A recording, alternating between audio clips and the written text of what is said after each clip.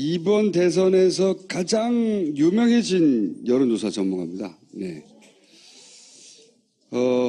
윈지 코리아 박시영 부대표 모시겠습니다.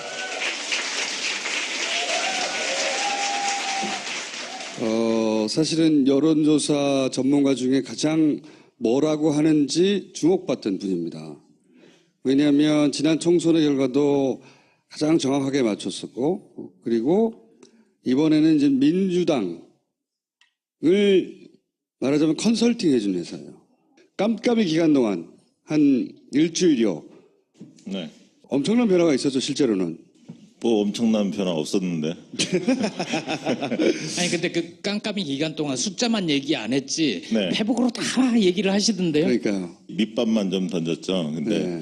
각 정당이나 언론사들이 조사를 다 하고 있었죠, 사실. 그렇죠. 예, 공표만 안 되는 조사였는데 특징이 뭐였냐면 5월 2일까지는 대개 이제 문재인 대표가 한 40% 내외에서 움직이지 않았습니까? 네. 그리고 이제 홍준표, 안철수 후보가 거의 붙었죠. 어떤 조사에서는 홍준표 후보가 앞선 조사다 몇 개 나왔고, 다수는 안철수 후보가 조금 더 앞선 조사가 많이 나왔었는데 그 이후로 홍준표 후보가 계속 줄곧 앞섰어요. 줄곧 앞섰고 안철수 후보는 조금씩 계속 빠졌는데 홍준표 후보도 그 전에 상승세가 좀 꺾였죠. 그러니까 상승폭이 굉장히 완만해지고 그런 원인이 어디에 있을까 봤더니 유승민 후보가 상당히 약진을 했습니다. 그 사이에. 깜깜이 기간 동안. 예. 네. 잘 아시겠지만 이제 5월 2일 날 TV 토론이 있었고 그 전날 바른정당 예, 탈당 사태. 탈당 사태가 있었고 그 다음에 또 유담 따님의 문제가 좀 불거지면서 계속 그 언론에 유승민 후보가 조명이 됐었죠. 거의 저도 깜깜이 기간 동안 몇 개 기간 숫자를 보긴 봤는데 두 자리 숫자까지 거의 네, 올라갔어요. 그렇죠. 평소에 한 4% 정도의 지지율을 보이다가 8%, 9%까지 올라갑니다. 쫙 올라가는 게 보였고 그 사이에 이제 심상정 후보도 8에서 9%를 계속 유지를 했었는데 두 사람 다 두 자릿수를 돌파하나 마나 뭐 이런. 네, 그렇죠. 근데 이제 심상정 후보는 계속 정체에 있었고요. 유승민 후보는 계속 상승했는데 상승의 주요 계층이 누구였냐면 20대 남자였습니다. 그러니까 우리가 여론조사를 해보면 아마 통계표들을 다 보셨을 텐데 60대하고 20대의 부동층이 제일 많았습니다. 항상. 그래서 60대 어르신들 중에 부동층이 있었죠. 보수 후보 중에 누구를 지지할지 아직 결정하지 못했던 그 층이 있었고 20대 중에서 부동층은 특히 여성보다는 남성이 많았습니다. 그래서 조사를 해보면 20대 여성은 심상정 후보가 계속 급상승을 했습니다. 그래서 문재인 후보 다음에 2위를 거의 심상정 후보가 20대 여성에서는 지지를 받았었고요. 남성에서는 2위가 안철수 후보였는데 문재인 후보가 20대 여성에 비해서 남성이 급격하게 하락했었습니다. 왜냐하면 TV 토론 영향으로 20대 남성들이 상당히 부동층으로 확 빠지면서 문재인 여성가족부. 예, 그 발언도 있었죠. 그 발언 때문에 예, 있었고. 있었고 뭐 일부는 뭐 여성 고용 할당제 뭐 이 얘기도 합니다만 그러나 이제 인터뷰들을 해보면 그 중에 이제 20대 부동층들은 그 안보 보수층의 성향을 좀 띄었어요. 그래서 사드 문제나 이런 부분에 대한 찬성 의견들이 굉장히 강했고요. 그 층들이 유승민 후보 지지로 많이 옮겨갔었습니다. 그리고 그 층들은 공공일자리 81만 개보다는 4차 산업혁명 안철수 후보의 주장에 대해서 좀 더 호의적으로 느꼈던 층들이었거든요. 그래서 이제 그러면서 이제 유승민 후보가 딱 올라오면서 또 영남에서 대구 경북에서 서울에서 좀 유승민 후보가 뜨니까 그 언론이 조명하니까 대구 경북에서 숨죽였던 약간 그 새로운 보수의 길을 선호했던 층들이 목소리를 못 내다가 유승민 후보가 조명이 되니까 대구 경북에서도 유승민 후보의 지지율이 좀씩 오릅니다. 그러면서 홍준표 후보의 상승세를 좀 막았죠. 이제 그런 기간이 한 일주일 간 거예요, 사실은. 일주일 갔고 그 사이 안철수 후보는 15%, 16%까지 쭉 빠집니다, 지지율이. 13%, 4%까지 빠진 것도 봤어요. 아, 그래요? 네. 저는 못 봤던 조사인데. 네. 그래서 15%가 넘지 못하나 뭐 이런. 네. 왜냐하면 보통 이제 ARS 리얼미터나 이런 데들이 ARS 조사를 해보면 안철수 후보는 거의 16%에 계속 머물러 있었어요. 네.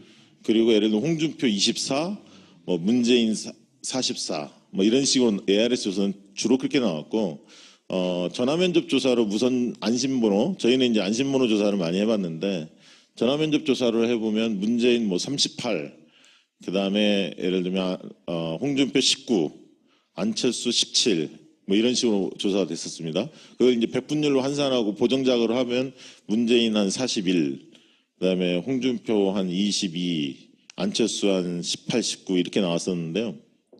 그게 이제 마지막 한 2, 3일 사이였는데 잘 아시겠지만 이제 마지막 뚜벅이 유세를 안철수 후보가 결의하지 않습니까? 그걸 안 했으면 10%대에서 끝났을 거예요. 저는 그거 안 했으면 15% 무너질 수도 있었다고 봅니다. 네, 맞아요. 그게 왜 영향을 끼치죠? 왜냐하면 안철수 후보를 좋아하는 분들은 새로운 정치, 새로운 기성 정치의 다른 모습을 원했던 게 있거든요. 그러니까 안철수 후보가 지지율이 빠졌던 원인을 보면 대통령감이 아니다, 준비가 안 돼 있다. 이게 제일 큰 거고요, 사실은. 왜냐하면 중도 성향을 띄었기 때문에 그물을 넓게 치려면 자기 중심 확보해야 하는데 그 부분에 대한 준비가 전혀 안 돼 있다라는 게 TV 토론에서 여실히 많이 드러났기 때문에 가장 크게 빠진 거였고요. 두 번째는 새로운 방식의 선거운동, 선거 캠페인을 하지 못했던 거죠. 네거티브 중심으로만 그 했었고요. 문모닝이 예. 그 안철수의 지지를 떨어뜨리는데 크게 기여했어요. 계속. 예, 그러니까 벽보가 굉장히 신선했잖아요, 처음에. 근데 그 다음에 검증공색, 그 다음에 유치원 발언, 1차 TV 토론에서 잘 대응하지 못하면서 지지율이 4월 10일 날 이후로 후보 등록일인 4월 15, 16 앞두고 한 5% 쭉 빠집니다. 그러면서 이제 두 후보가 굉장히 접전이 일어났는데 그 일주일 사이에 15, 16일이 굉장히 중요한데 후보 등록 시점에 조사를 해보면 ARS 조사 같은 경우는 거의 한 12, 13%까지 벌어지고요. 전화면접 조사에는 한 7%? 그 정도까지 벌어집니다. 그러면서 이제 초반에 확 벌어지기 시작하면서 23일 날 잘 아시겠지만 선관 1차 토론에 그게 이제 저 때죠. MB 아바타. 예. 그러니까 MB 앞에다 전에 꺾이는 게 유치원 발언. 예, 그때부터 네. 꺾인 거예요. 유치원 발언이 그로부터 피해를 입는 유권자층이 확 움직였어요. 그래서 생각보다 엄청나게 많이 빠졌거든요. 당황스러울 정도로. 그러니까 이제 저희가 포커스 그룹 인터뷰라고 FJ라는 심층 면접 조사를 많이 합니다. 왜냐하면 심층 면접 조사를 하면 어떤 것을 이야기할 때 태도가 변화되는지를 알 수가 있습니다. 그러니까 정성조사 방식인데요.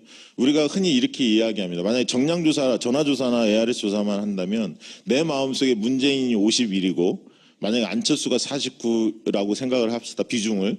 그럼 나는 51대 49로 문재인을 좋아해요. 그러면 전화조사에 누구를 지지하십니까 하면 그분도 똑같이 한 표에 문재인을 지지한다고 이야기할 겁니다. 51대 49인데 어떤 사람은 80대 20으로 문재인이 80이고 안철수가 20이에요.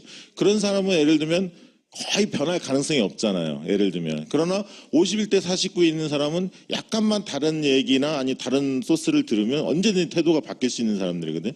근데 이제 그 당시에 안철수 후보 진영의 가장 큰 아킬레스건은 뭐였냐면 40석이라는 그 미니 정당 후보였다는 겁니다. 그것을 문재인 캠프가 정확히 째고 들어간 거죠. 그러니까 째고 들어갔죠. 예, 40석으로 무슨 국정 운영을 맡을 수 있냐, 불안하다, 이 컨셉을 계속 이야기를 했었고, 대구 경북에서는 박지원 상황론, 이게 이제 막 번져 나가는 시점입니다. 그 당시가. 그게 막 번져 나가면서 이제 유치원 발언이 터졌고 부인 채용 의혹들이 터지면서, 왜냐하면 안철수 후보를 좋아했던 분들은 깨끗해서 정직해서 이게 1번이에요. 지지 이후에.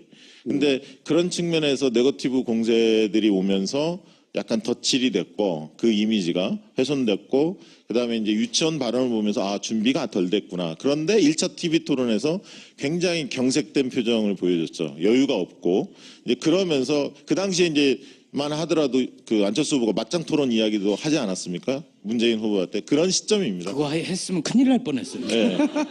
1차 토론 본 다음에 이제 그 얘기 없어졌죠, 사실은.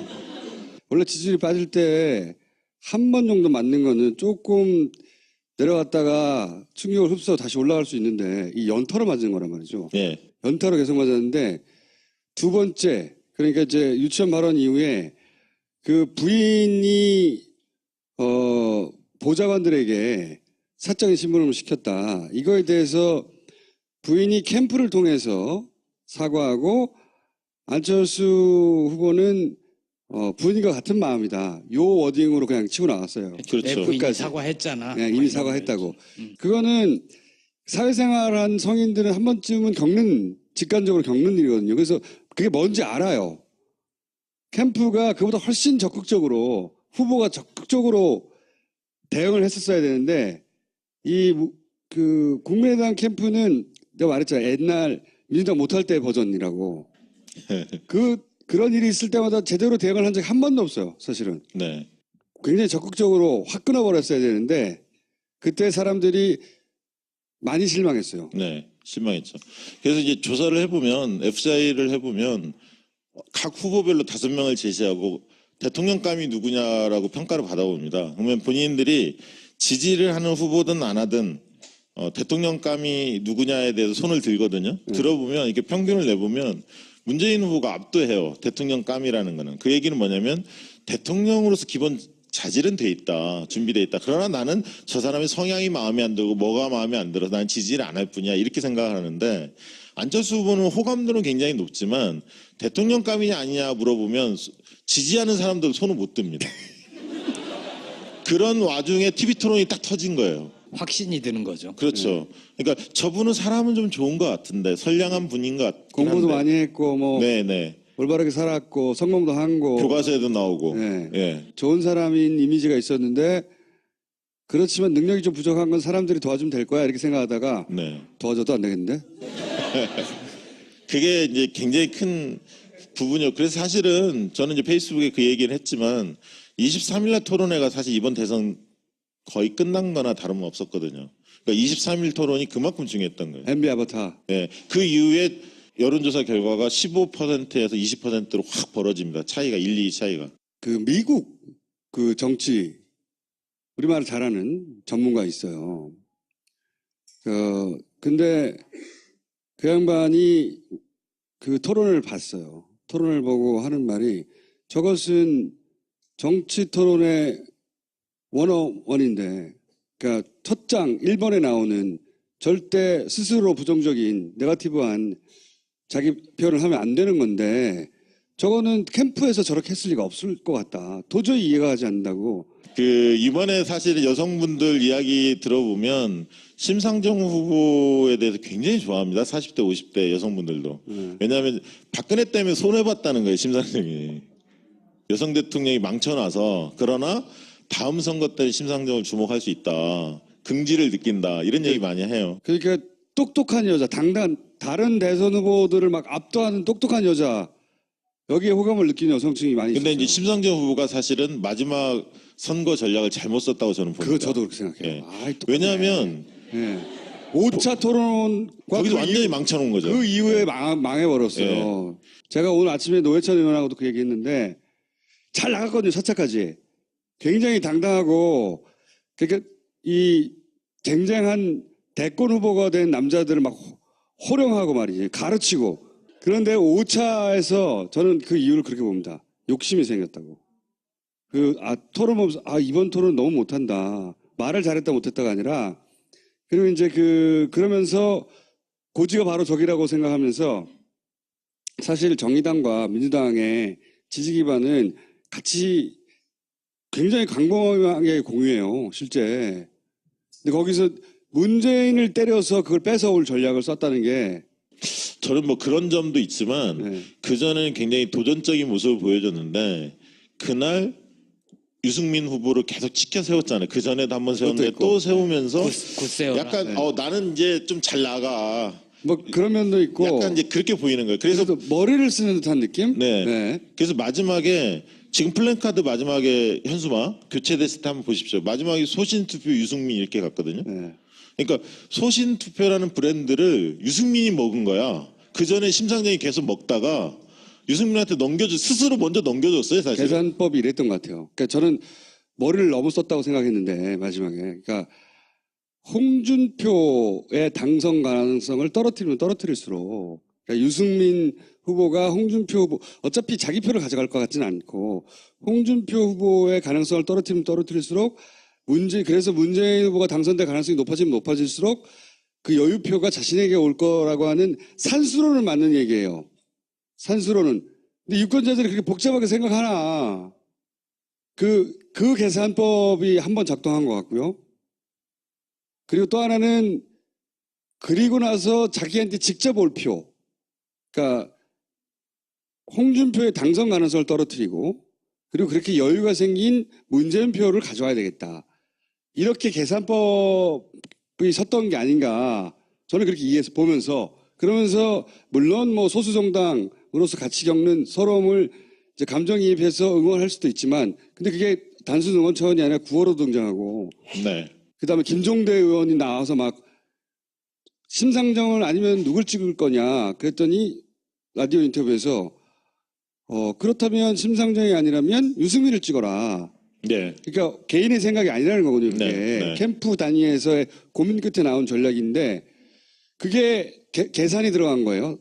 네 번째까지는 그냥 심상정 자신이 가지고 있는 경쟁력으로 매력을 막 뿜었는데 계산이 들어가면서 태도도 좀 어정쩡해졌고요. 그리고 이해할 수 없는 유승민 그리고 방송에서는 안 했는데 어디 유세 같은 데 가면 꼭 문재인을 때려요. 한 번씩. 예?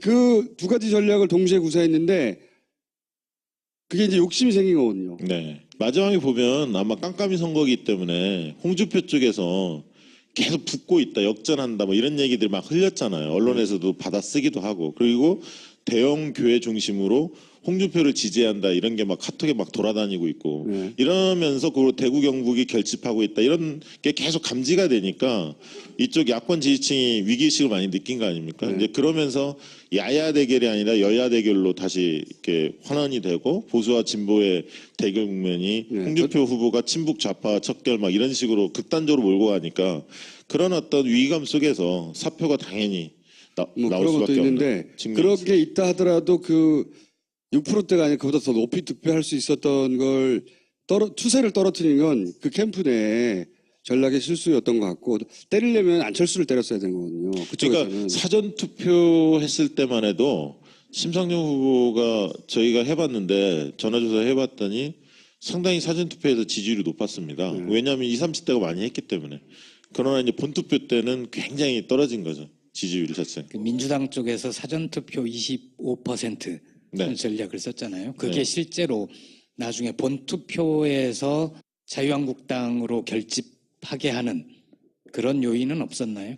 그 상관성은 아직 뭐 정확하게 데이터가 나온 게 아니어서 분석하기는 어렵습니다만 실제로 이제 그건 분석이 가능하죠. 사전투표 26% 중에 실제 4, 5일 날밖에 할 수 없어서 9일날 못해서 한 사람은 한 절반 정도 된다고 이야기합니다. 아마 여기서 사전투표 하는 분도 많이 있었을 거예요. 빨리 투표하고 싶어서 했던 거거든요. 아니 그리고 그것도 민주당 있고, 쪽에서 독려를 했잖아요. 네, 동료도 했고요. 어떤 분은 제 아는 분은 그 얘기도 하더라고.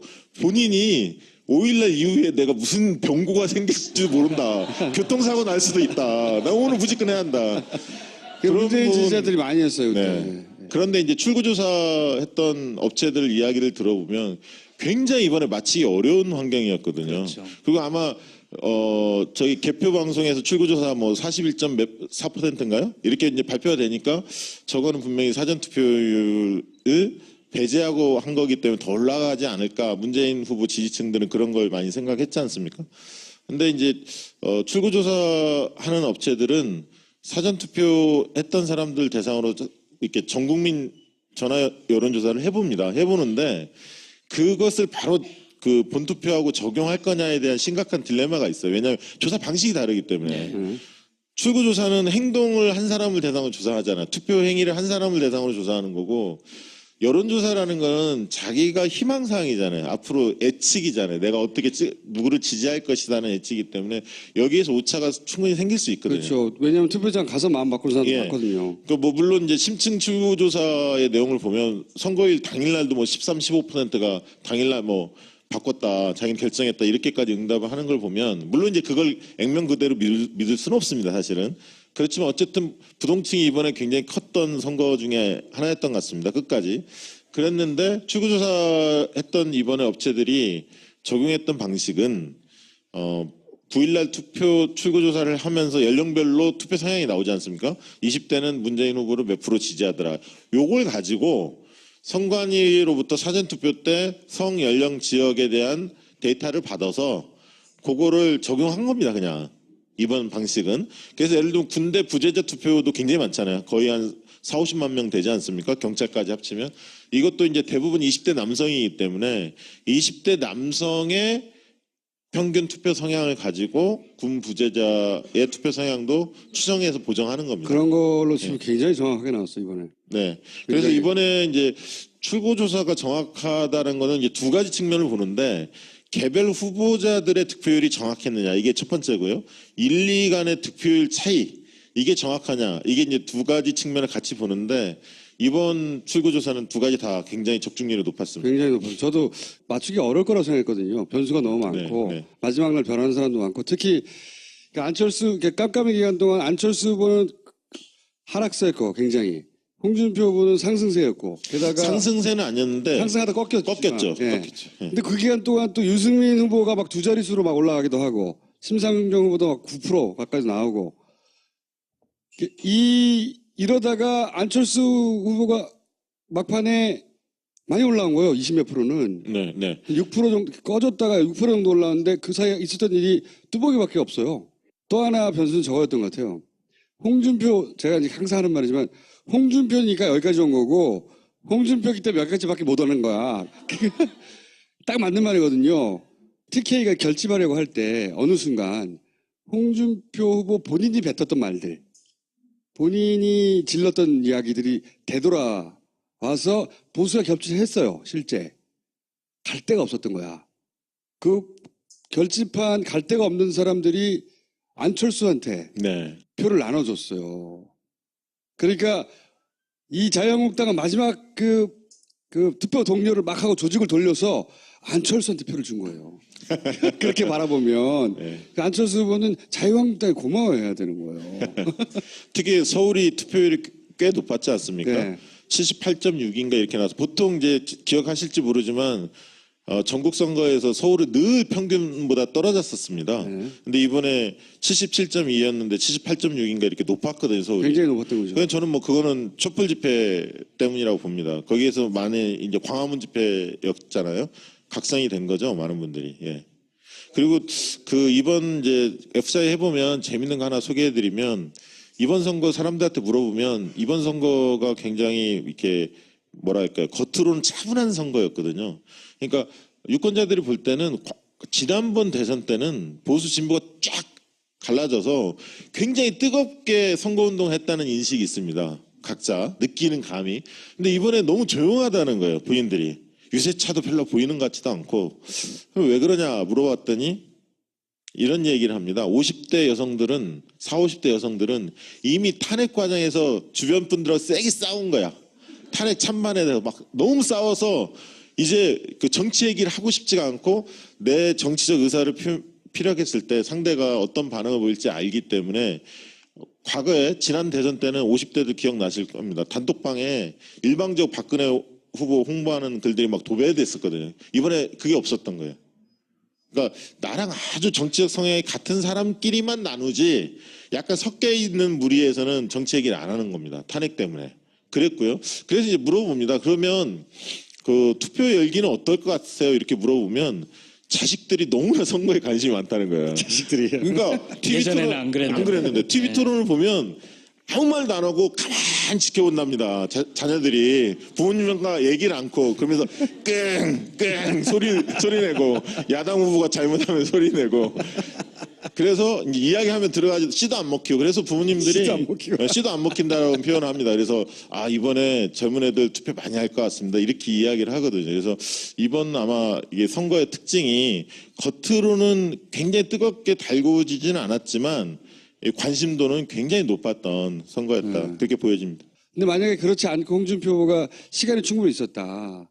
그래서 이렇게 극단적인 전략을 쓰지 않았어도 됐다. 천천히 차곡차곡 올라올 시간이 있었다. 그럼 저는 30% 넘어갔을 거라고 봅니다. 한 달만 더 했었으면. 아니 그렇게 안 쓰더라도 홍준표이기 때문에 안 되는 거예요. 왜냐하면 그 저기 이번에 20대 30대 홍준표 지지율이 한 자릿수잖아요. 그리고 40대 50대 수도권 여성들이 홍준표한테 표가 가질 않아요. 그러니까 자기가 보수라고 얘기하면서 홍준표는 못 찍겠다라는 사람들이 굉장히 많았거든요. 그건 그런데. 그러니까 남성까지는 침투를 하더라도 여성을 침투를 못했고 40대 30대 20대 보수층이 수도권에서 움직이지 않았어요. 그 층이 안철수한테 간 거예요. 근데 유승민한테 간 이거는 이제 홍준표 후보가 가진 그러니까 이번에 구사한 전략은 원래 홍준표가 그렇게 생겨먹은 사람이라 구사한 게 아니에요. 전혀 다른 전략도 취사 선택해서 그런 척하면 쓸 수 있는 사람이에요. 근데 이번에는 너무 급하니까 시간도 짧고 25%에 해당되는 탄핵 반대 세력부터 잡지 않으면 올라갈 방법이 없는 거라. 나머지는 안철수가 먹고 있고 유승민이 먹고 있고 그다음에 문재인이 일부 먹고 있으니까 그런 얘기를 저랑 한 적이 있어요. 초반에. 갈 길이 이거밖에 없다고. 두고 봐라. 내가 여기서 일단 20% 돌파한 다음에 어쩌고저쩌고 하길래 안 된다고 했죠. 홍준표는 그랬을 거예요. 저놈이 안 된다고? 그럼 되겠네? 하고 했을 거예요. 그 지난 연말부터 한번 몇 가지만 좀 짚어봤으면 좋겠는데요. 그러니까 문재인 후보가 굉장히 위험했던 순간들이 있었습니다. 그것도 사실은. 한번 짚어보죠. 네. 자, 그 문재인 후보가 10월달에 작년 10월달에 국민성장이라는 싱크탱크를 발표했습니다. 그래서 경제 쪽을 뭔가 승부를 보려고 일자리 문제 이 부분에 대해서 이제 드라이브를 걸었는데 한 500명 학자들. 그렇죠. 막 그 메모드 학자들 유용을 과시하면서 이제 그랬는데 아니 그 부분들은 당연히 필요하죠. 근데 그 당시만 해도 문재인 후보는 집토끼 전략보다는 산토끼 전략이 굉장히 심취해 있었어요. 그러니까 외연을 확장해야 한다는 강박관념이 있었고 하도 외연 그 확장성이 없다고 그러니까 그리고 경제에 약하다는 얘기들을 하도 들어서 경제로 뭔가 승부를 봐야 한다 이렇게 생각하신 것 같아요. 근데 이제 그 당시에 시대정신을 조사를 해보면 공정과 정의가 더 높게 나왔었거든요. 경제적 이슈보다는. 그 와중에 최순실 사건, 국정농단 사건이 터진 겁니다. 사실은 터져서 이제 자연스럽게 이제 그쪽으로 점점 갈 수밖에 없는 환경이 됐던 거고요. 그런데 이제 그 와중에 어쨌든 이재명 시장이 굉장히 선명성을 드러내면서 지지율이 막 고공상진한. 그렇죠. 고구마 사이다. 예. 네.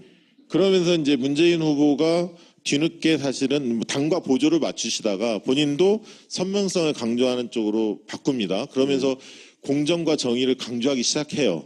근데 여기서 중요한 것은 안철수 후보 측의 선거 전략이에요. 그게 뭐냐면 안철수 후보는 그 전에 트레이드 마크 중에 하나가 공정사회였거든요.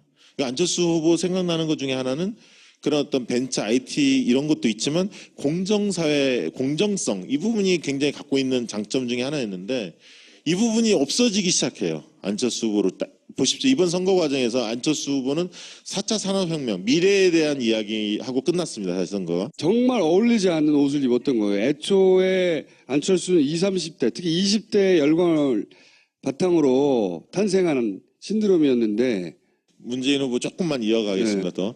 그래서 이제 공정과 정의에 대한 것을 많이 이야기하면서 개혁 적임자 이걸 막 들고 나갔지 않습니까? 그 적폐청산의 적임자 이 부분 가지고 사실 캠페인을 오래 했었고 그러면서 사실은 위기가 찾아올 뻔했던 게 첫 번째 위기는 뭐였냐면 탄핵 이후에 통합의 정서가 강화될 거다라고 많은 사람들이 예측을 했었어요. 근데 탄핵이 딱 됐는데 박근혜가 불복하는 거야.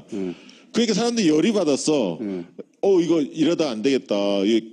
완전히 갈아엎어야겠구나. 좀 더 청산, 적폐청산을 강하게 드라이브를 걸어야겠구나라는 민심이 형성이 된 겁니다. 다행스럽게. 그러면서 문 후보가 가지고 있었던 그 정체성, 그 트레이드마크가 계속 살아갔어요. 살아가면서 문 후보는 이제 그 뒤에 어떻게 가냐면 정권 교체냐 아니냐의 싸움을 붙었죠. 안철수 후보하고. 그러면서 정권 연장에 대한 프레임을 굉장히 강화합니다. 그래도 홍준표나 바른정당과 손을 못 잡게 이 쐐기를 좀 박아놓죠. 몇 번. 박아놓고 그 다음에 뭘로 가냐면 준비된 후보로 승부를 건 거예요. 사실은. 이번 대선은 준비된 후보 든든한 대통령으로 승부를 건 겁니다. 그래서 안정감을 강화하면서 50대한테 안정감을 줬고 안보 전략에 있어서 진보가 수세적인 방식이 아니라 오히려 진짜 안보 가짜 안보 논쟁을 짚으면서 공세적으로 나갔고요. 그리고 생활 밀착형 공약들을 계속 발표하면서 정책적으로 준비되어 있다는 모습을 보여줬습니다. 그리고 물론 이제 국정 경험이 있는 것을 강점으로 살리면서 한쪽은 120석 대 40석 세력의 구도를 계속 만들어주면서 민의정당과의 차별성을 극대화시키면서 그러면서 안정감, 준비된 능력 이런 부분들을 상당히 캠페인에서 성공했다고 저는 보거든요. 그러니까 그 부분이 선거 전략에서 굉장히 유효했다. 근데 저는 후보 측면은 이제 그런 측면이고 캠프 측면을 본다면 민주당이 이번처럼 통일된 어떤 목소리를 낸 적이 한 번도 없어요. 통일이 안 되는 분이 나갔거든요. 나갔죠. 나갔고 흔히 얘기하는 뭐 박영선 이런 분들도 어쨌든 흔쾌하게 참여하면서 잡음이 없었어요. 이런 건 처음이에요, 처음. 예, 안정감을 줬고요. 세 번째는 저는 지지자들의 몫이라고 봅니다, 이번에. 정말 지지자들이 네거티브 아니면 무슨 막말 여러 가지 안 좋은 사태가 일어날 때 막 키보드 쳐갖고 검색어 끌어내리고 다른 거 올리고 뭐 보니까 이번에 그 문용식 그러니까 위원장이 했어요. 한방 예. 뭐 또 했잖아요. 예. 그것도 홍준표 영감탱이로. 장인 뭐 이거 올리고 그래서 지지자들의 공이 굉장히 컸다 이번 선거는 그런 생각이 듭니다. 자, 깜깜이 기간은 그랬고, 그럼 변곡점, 그러니까 위기의 순간은 탄핵 전후였고, 그리고 변곡점은 안철수 후보 입장에서는 그러면 토론회, 아바타 거기서 끝났다. 그 아바타의 끝이 났는데 너무 아픈 게 안철수 후보는 11일부터 16일까지 그 일주일에서 골든 크로스를 완전히 일으켰어야 사실은 안철수 그렇죠. 후보가 거머쥘 수가 있었죠. 왜냐하면 세력이라는 게 약했고 그럼 본선거 들어가면 당연히 정당 대결이 들어가기 때문에 밀릴 수밖에 없는데 그런 이제 바람에 의한 선거를 해야 했는데 그러지 못했고 검증 공세에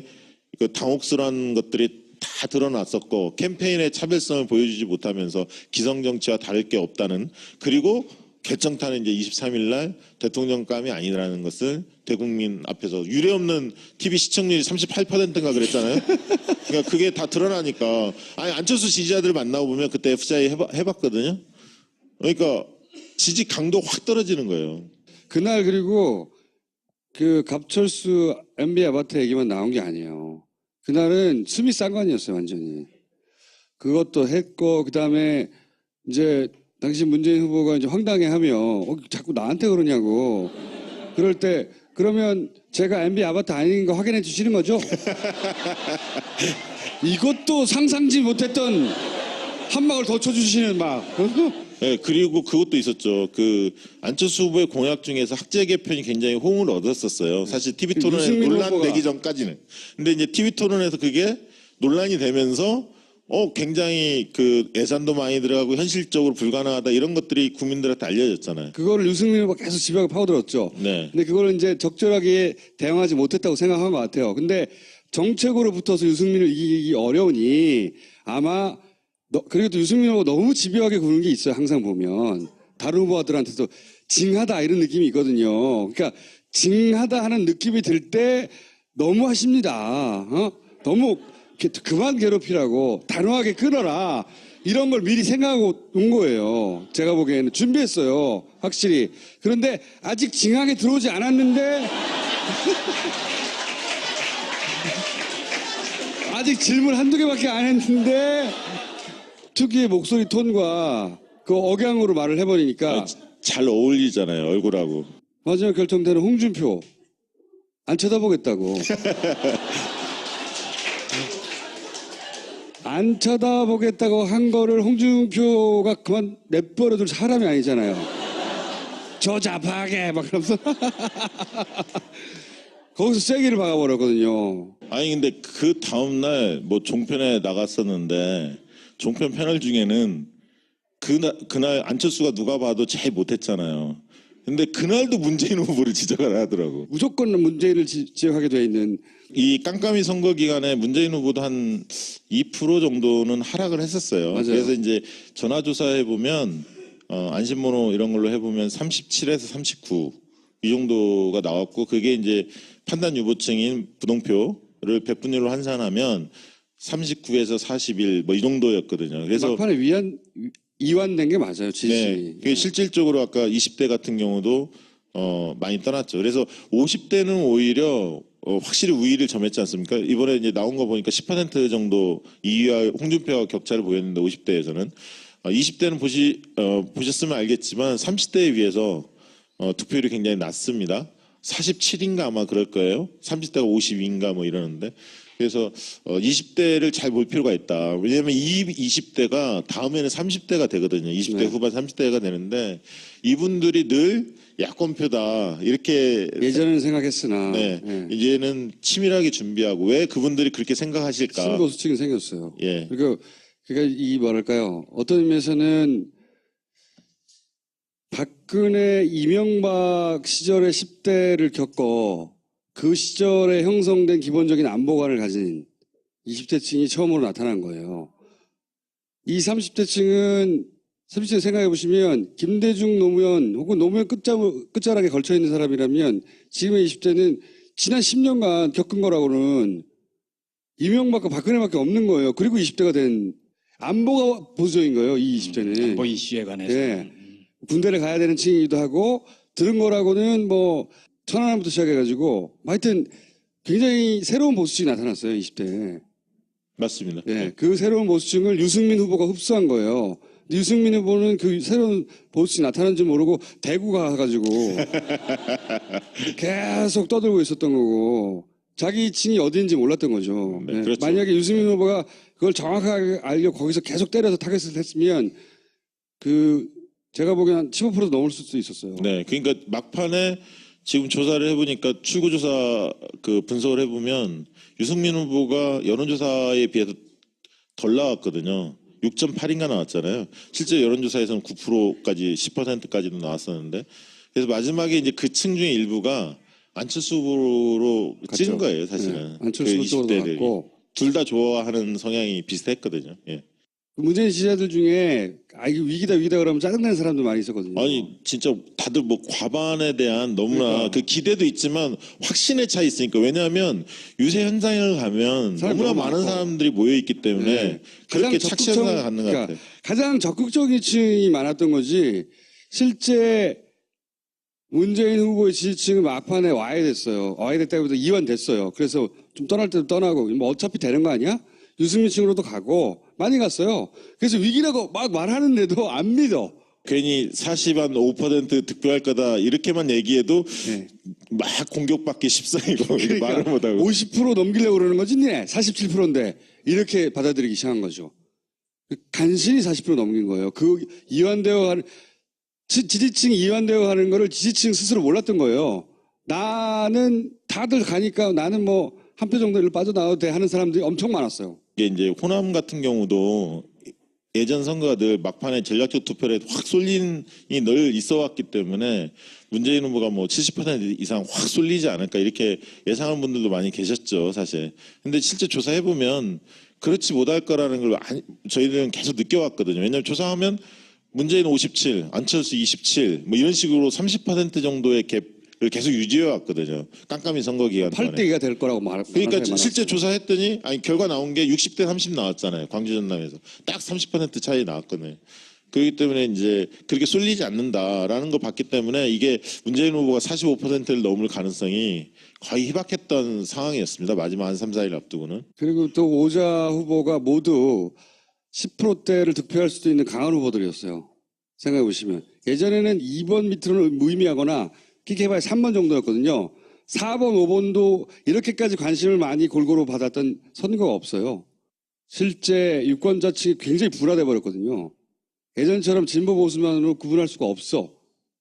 그래서 이거는 한 번 더 혹은 두 번 더 할 텐데 한 가지만 여쭤볼게요. 국민의당은 어떻게 될 거라고 보십니까? 여론조사 전문가의 관점에서.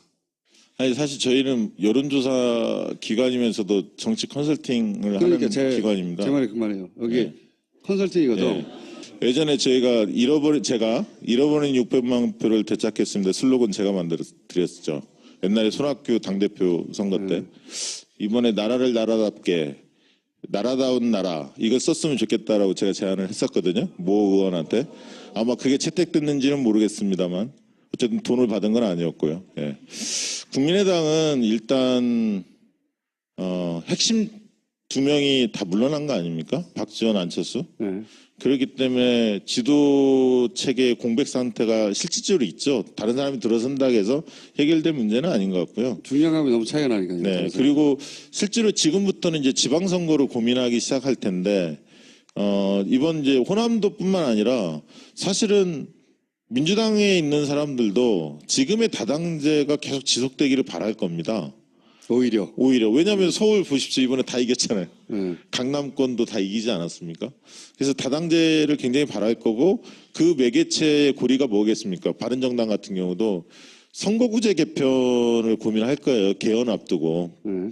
그러면 중대선거구제 이런 부분들에 대한 매개가 될 수도 있습니다. 네. 예를 들면 독일식 예, 정당방무제 이게 이런 거. 이게 떡밥일 수도 있죠. 예를 들면 그 지금의 다당제를 운영할 수 있는 떡밥이 될 수도 있을 텐데 어쨌든 굉장히 혼란스러울 텐데 살아남을 것이다. 살아남기를 아니 저는 유지했으면 좋겠어요. 왜냐하면 선거 시장이 커집니다. 다당제가 돼야 좋은 사회예요. 저희 같은 데 먹고 살 수가 있거든. 그러면 국민의당이 아니라 안철수 후보가 사는 길 혹은 안철수 후보가 이렇게 하면 안 된다고 일단 돈을 많이 들고 저희 회사를 찾아오십시오. 새로운 층이 생겼어요. 새로운 층을 이해하지 못하면 신문이고 뭐고 간에 다 이상한 데만 때리는 거예요. 다. 맨날 하던 대로만 때리고. 오래된 미디어들이 이상한 소리들 많이 하거든요. 엉뚱한 데를 때리고 있어요. 뭐 하여튼 그런 걸 이해해보자는 거니까 또 모시기로 하겠습니다. 감사합니다. 네, 감사합니다. 이런 발언이 터졌고 부인 채용 의혹들이 터지면서 왜냐하면 안철수 후보를 좋아했던 분들은 깨끗해서 정직해서 이게 1번이에요. 지지 이후에. 근데 그런 측면에서 네거티브 공세들이 오면서 약간 덧칠이 됐고 그 이미지가 훼손됐고 그다음에 이제 유치원 발언을 보면서 아 준비가 덜 됐구나. 그런데 1차 TV 토론에서 굉장히 경색된 표정을 보여줬죠. 여유가 없고 이제 그러면서 그 당시에 이제만 하더라도 그 안철수 후보가 맞짱 토론 이야기도 하지 않았습니까? 문재인 후보한테 그런 시점입니다. 그거 했으면 큰일 날 뻔했어요. 네. 1차 토론 본 다음에 이제 그 얘기 없어졌죠, 사실은. 원래 지지율이 빠질 때 한 번 정도 맞는 거는 조금 내려갔다가 충격을 흡수하고 다시 올라갈 수 있는데 이 연타로 맞은 거란 말이죠. 예. 연타로 계속 맞았는데 두 번째 그러니까 이제 유치원 발언 이후에 그 부인이 보좌관들에게 사적인 신문을 시켰다. 이거에 대해서 부인이 캠프를 통해서 사과하고 안철수 후보는 부인과 같은 마음이다. 요 워딩으로 그냥 치고 나갔어요. 그렇죠. 내 부인이 끝까지. 사과했잖아. 그냥 이미 사과했다고. 음. 그거는 사회생활한 성인들은 한 번쯤은 직관적으로 겪는 일이거든요. 그래서 그게 뭔지 알아요. 캠프가 그보다 훨씬 적극적으로 후보가 적극적으로 대응을 했었어야 되는데 국민의당 캠프는 내가 말했잖아요. 옛날 민주당 못할 때 버전이라고. 그런 일이 있을 때마다 제대로 대응을 한 적이 한 번도 없어요. 사실은. 네. 굉장히 적극적으로 확 끊어버렸어야 되는데 그때 사람들이 많이 실망했어요. 네. 실망했죠. 그래서 이제 조사를 해보면 FJ를 해보면 각 후보별로 5명을 제시하고 대통령감이 누구냐라고 평가를 받아봅니다. 그러면 본인들이 지지를 하는 후보든 안 하든 대통령감이 누구냐에 대해서 손을 들거든요. 들어보면 이렇게 평균을 내보면 문재인 후보가 압도해요. 대통령감이라는 거는. 그 얘기는 뭐냐면 대통령으로서 기본 자질은 돼 있다. 준비돼 있다. 그러나 나는 저 사람의 성향이 마음에 안 들고 뭐가 마음에 안 들어서 난 지지를 안 할 뿐이야. 이렇게 생각하는데 안철수 후보는 호감도는 굉장히 높지만 대통령감이냐 아니냐 물어보면 지지하는 사람들 손을 못 듭니다. 그런 와중에 TV 토론이 딱 터진 거예요. 확신이 드는 거죠. 그렇죠. 그러니까 저분은 사람은 좀 좋은 것 같은데 선량한 분인 것 같긴 공부도 한데. 많이 했고 뭐 네네. 올바르게 살았고 성공도 한 거. 교과서에도 나오고. 네. 예. 좋은 사람인 이미지가 있었는데 그렇지만 능력이 좀 부족한 건 사람들이 도와주면 될 거야 이렇게 생각하다가 네. 도와줘도 안 되겠는데? 그게 이제 굉장히 큰 부분이요. 그래서 사실은 저는 이제 페이스북에 그 얘기를 했지만 23일날 토론회가 사실 이번 대선 거의 끝난. 이번 대선에서 가장 유명해진 여론조사 전문가입니다. 네. 윈지 코리아 박시영 부대표 모시겠습니다.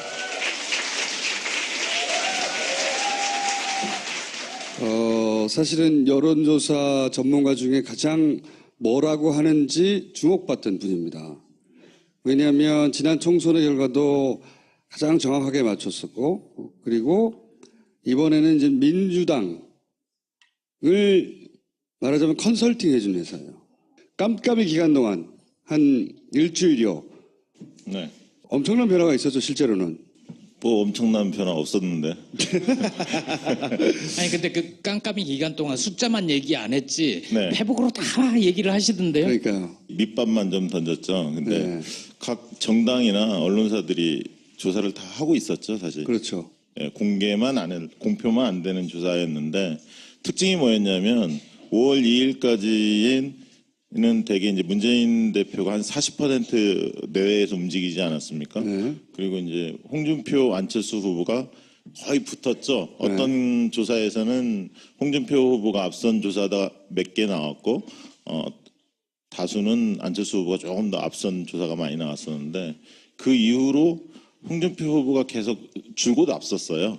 줄곧 앞섰고 안철수 후보는 조금씩 계속 빠졌는데 홍준표 후보도 그 전에 상승세가 좀 꺾였죠. 그러니까 상승폭이 굉장히 완만해지고 그런 원인이 어디에 있을까 봤더니 유승민 후보가 상당히 약진을 했습니다. 그 사이에. 깜깜이 기간 동안. 예. 네. 잘 아시겠지만 이제 5월 2일 날 TV 토론이 있었고 그 전날 바른정당 예, 탈당 사태. 탈당 사태가 있었고 그 다음에 또 유담 따님의 문제가 좀 불거지면서 계속 그 언론에 유승민 후보가 조명이 됐었죠. 거의 저도 깜깜이 기간 동안 몇 개 기간 숫자를 보긴 봤는데 두 자리 숫자까지 거의 네, 올라갔어요. 그렇죠. 평소에 한 4% 정도의 지지율을 보이다가 8%, 9%까지 올라갑니다. 쫙 올라가는 게 보였고 그 사이에 이제 심상정 후보도 8에서 9%를 계속 유지를 했었는데 두 사람 다 두 자릿수를 돌파하나 마나 뭐 이런. 네, 그렇죠.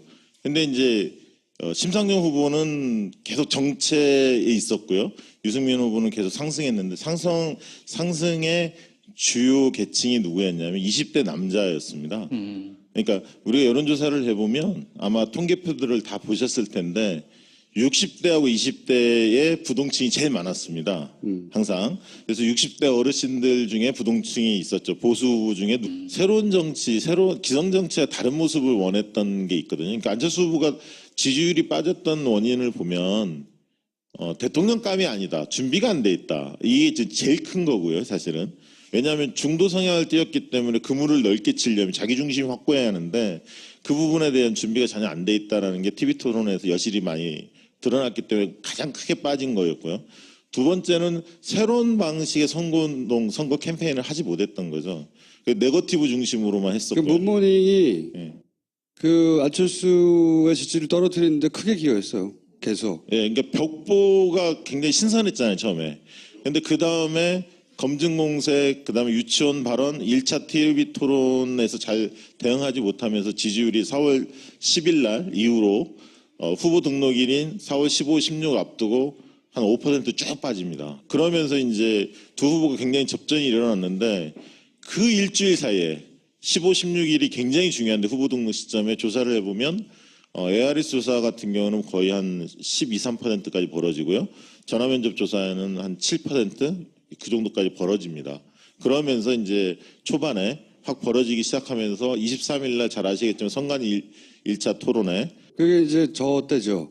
MB 아바타. 예. 그러니까 MB 아파트 전에 꺾이는 게 유치원 발언. 예, 그때부터 네. 꺾인 거예요. 유치원 발언이 그로부터 피해를 입는 유권자층이 확 움직였어요. 그래서 생각보다 엄청나게 많이 빠졌거든요. 당황스러울 정도로. 그러니까 이제 저희가 포커스 그룹 인터뷰라고 FJ라는 심층 면접 조사를 많이 합니다. 왜냐하면 심층 면접 조사를 하면 어떤 것을 이야기할 때 태도가 변화되는지를 알 수가 있습니다. 그러니까 정성조사 방식인데요. 우리가 흔히 이렇게 이야기합니다. 만약에 정량조사, 전화조사나 ARS 조사만 한다면 내 마음속에 문재인이 51이고 만약에 안철수가 49라고 생각을 합시다. 비중을. 그럼 나는 51대 49로 문재인을 좋아해요. 그러면 전화조사에 누구를 지지하십니까 하면 그분도 똑같이 한 표에 문재인을 지지한다고 이야기할 겁니다. 51대 49인데 어떤 사람은 80대 20으로 문재인이 80이고 안철수가 20이에요. 그런 사람은 예를 들면 거의 변할 가능성이 없잖아요. 예를 들면. 그러나 51대 49에 있는 사람은 약간만 다른 얘기나 아니 다른 소스를 들으면 언제든지 태도가 바뀔 수 있는 사람들이거든요.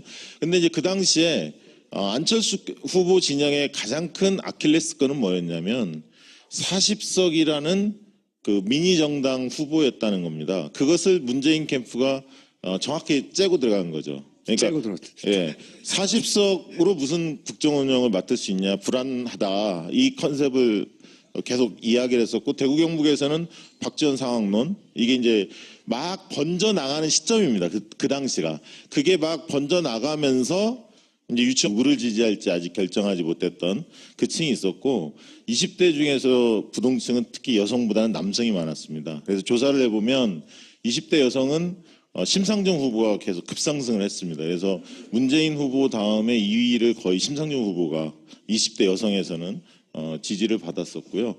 남성에서는 2위가 안철수 후보였는데 문재인 후보가 20대 여성에 비해서 남성이 급격하게 하락했었습니다. 왜냐하면 TV 토론 영향으로 20대 남성들이 상당히 부동층으로 확 빠지면서 문재인 여성가족부 예, 그 발언도 있었죠. 그 발언 때문에 예, 있었고. 있었고 뭐 일부는 뭐 여성 고용 할당제 뭐 이 얘기도 합니다만 그러나 이제 인터뷰들을 해보면 그 중에 이제 20대 부동층들은 그 안보 보수층의 성향을 좀 띄었어요. 그래서 사드 문제나 이런 부분에 대한 찬성 의견들이 굉장히 강했고요.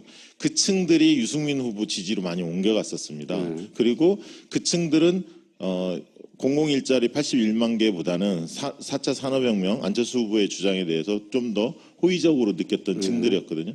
그래서 이제 그러면서 이제 유승민 후보가 딱 올라오면서 또 영남에서 대구 경북에서 서울에서 좀 유승민 후보가 뜨니까 그 언론이 조명하니까 대구 경북에서 숨죽였던 약간 그 새로운 보수의 길을 선호했던 층들이 목소리를 못 내다가 유승민 후보가 조명이 되니까 대구 경북에서도 유승민 후보의 지지율이 좀씩 오릅니다. 그러면서 홍준표 후보의 상승세를 좀 막았죠. 이제 그런 기간이 한 일주일 간 거예요, 사실은. 일주일 갔고 그 사이 안철수 후보는 15%, 16%까지 쭉 빠집니다, 지지율이. 13%, 4%까지 빠진 것도 봤어요. 아, 그래요? 네. 저는 못 봤던 조사인데. 네. 그래서 15%가 넘지 못하나 뭐 이런. 네. 왜냐하면 보통 이제 ARS 리얼미터나 이런 데들이 ARS 조사를 해보면 안철수 후보는 거의 16%에 계속 머물러 있었어요. 네. 그리고 예를 들어 홍준표 24, 뭐 문재인 44, 뭐 이런 식으로 ARS 조사는 주로 그렇게 나왔고 전화면접 조사로 우선 안심번호 저희는 이제 안심번호 조사를 많이 해봤는데 전화면접 조사를 해보면 문재인 뭐 38, 그 다음에 예를 들면 홍준표 19, 안철수 17, 뭐 이런 식으로 조사가 됐었습니다. 그걸 이제 백분율로 환산하고 보정작으로 하면 문재인 한 41, 그 다음에 홍준표 한 22, 안철수 한 18, 19 이렇게 나왔었는데요. 그게 이제 마지막 한 2, 3일 사이였는데 잘 아시겠지만 이제 마지막 뚜벅이 유세를 안철수 후보가 결의하지 않습니까? 그걸 안 했으면 10%대에서 끝났을 거예요. 저는 그거 안 했으면 15% 무너질 수도 있었다고 봅니다. 네, 맞아요. 그게 왜 영향을 끼치죠? 왜냐하면 안철수 후보를 좋아하는 분들은 한거나 다름없었거든요. 그러니까 23일 토론이 그만큼 중요했던 거예요. MB 아바타. 네, 그 이후에 여론조사 결과가 15%에서 20%로 확 벌어집니다. 차이가 1, 2 차이가. 그 미국 그 정치 우리말 잘하는 전문가 있어요. 근데 그 양반이 그 토론을 봤어요. 토론을 보고 하는 말이 저것은 정치 토론의 101인데 그러니까 첫 장 1번에 나오는 절대 스스로 부정적인 네거티브한 자기 표현을 하면 안 되는 건데 저거는 캠프에서 저렇게 했을 리가 없을 것 같다. 도저히 이해가 가지 않는다고. 그 이번에 사실 여성분들 이야기 들어보면 심상정 후보에 대해서 굉장히 좋아합니다. 40대, 50대 여성분들도.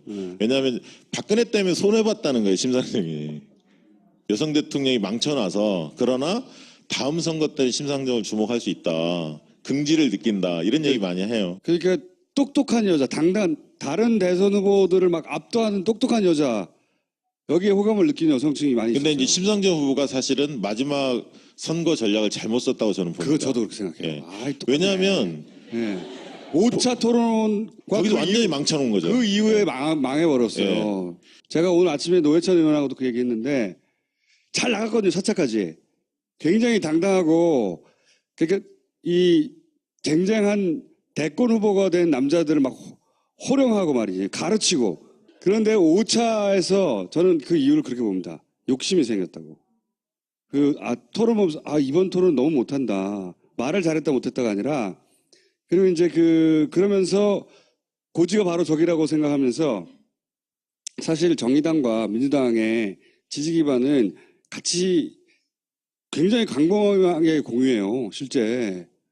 근데 거기서 문재인을 때려서 그걸 뺏어올 전략을 썼다는 게 저는 뭐 그런 점도 있지만 네. 그전에는 굉장히 도전적인 모습을 보여줬는데 그날 유승민 후보를 계속 치켜 세웠잖아요. 그 전에도 한번 세웠는데 그것도 있고. 또 세우면서 굿세요. 약간 네. 나는 이제 좀 잘 나가. 뭐 그런 면도 있고 약간 이제 그렇게 보이는 거예요. 그래서 그래서 머리를 쓰는 듯한 느낌? 네. 그래서 마지막에 지금 플랜카드 마지막에 현수막 교체됐을 때 한번 보십시오. 마지막에 소신 투표 유승민 이렇게 갔거든요. 네.